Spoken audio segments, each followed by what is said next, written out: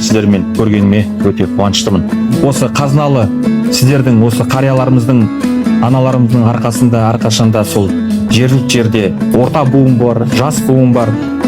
Әрқашанда өздеріңіздің осындай бір әдемі жылы сөзбен айтып жеткізулеріңіз ол бізге расында үлкен мәртебе.